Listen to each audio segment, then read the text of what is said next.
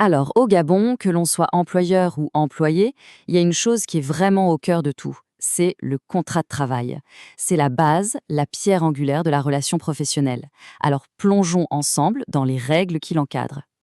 Et pour bien saisir les droits, mais aussi les devoirs de chacun, eh bien, le point de départ, c'est la loi. C'est vraiment ce cadre juridique qui vient protéger tout le monde, que ce soit l'employeur ou l'employé. Allez, on commence par le commencement. C'est quoi au juste un contrat de travail pour la loi gabonaise? Alors là, l'article 19 du Code du travail nous donne une définition très précise. Et il faut bien comprendre que ce n'est pas juste un bout de papier, hein. Non, c'est un véritable engagement. D'un côté, une personne qui s'engage à travailler, à mettre ses compétences à disposition, et de l'autre, quelqu'un qui la dirige, et bien sûr qui la paie pour ça. Et en fait, si on décortique ces définitions, on voit qu'elles reposent sur 3 éléments clés, 3 piliers, on pourrait dire. Primo, un travail à faire. Deuxio, une rémunération en échange. Et tertio, et ça c'est fondamental, un lien de subordination. Qu'est-ce que ça veut dire? Ça veut dire que l'employé est sous l'autorité de l'employeur. Si un seul de ces 3 éléments manque, par exemple, s'il n'y a pas de subordination, eh bien ce n'est plus un contrat de travail. On parlera alors d'un contrat de prestation de service, ce qui est complètement différent. Bon, maintenant qu'on a posé les bases de la définition, passons à la pratique.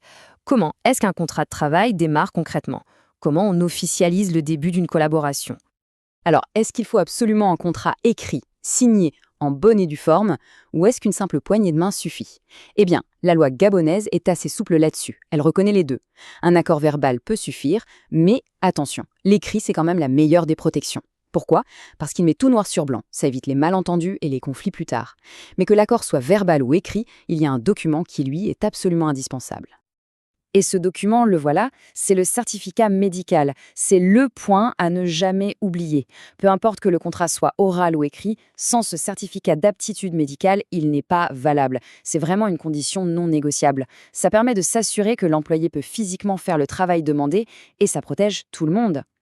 Ensuite, une fois le contrat formé, on entre souvent dans une phase très importante, la période d'essai. On pense souvent que c'est juste un test pour l'employeur, pour voir si le salarié fait l'affaire.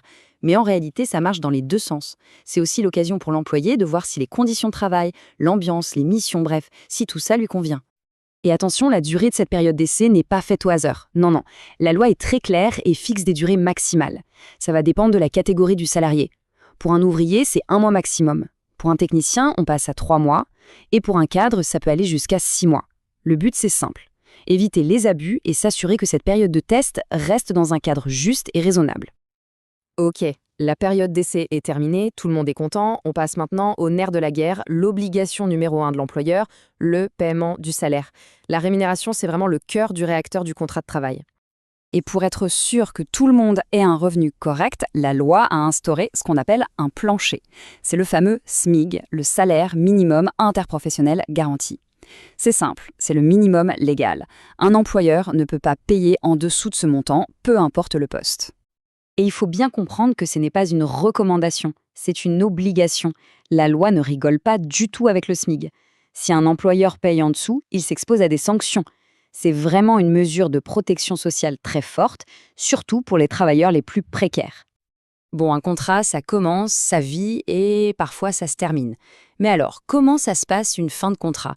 Eh bien, tout comme pour le début, la rupture est une étape très très encadrée par la loi. On ne fait pas n'importe quoi. L'objectif, c'est d'éviter les fins de contrat brutales ou injustes. Du coup, la loi impose toute une procédure.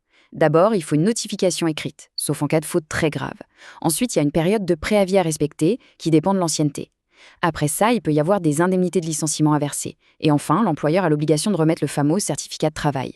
Bref, chaque étape est pensée pour que la séparation se fasse de la manière la plus juste et la plus claire possible. Alors, tout ce qu'on vient de voir, c'est le cadre général pour la plupart des contrats. Mais attention, il y a des cas un peu à part.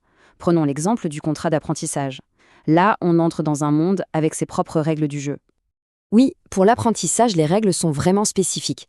Le contrat doit obligatoirement être écrit, il est régi par un code particulier, on ne parle même pas de salaire mais d'une allocation, il y a un âge minimum, un encadrement très strict. En fait, il faut bien voir que ce n'est pas un contrat de travail comme les autres, c'est avant tout un contrat de formation.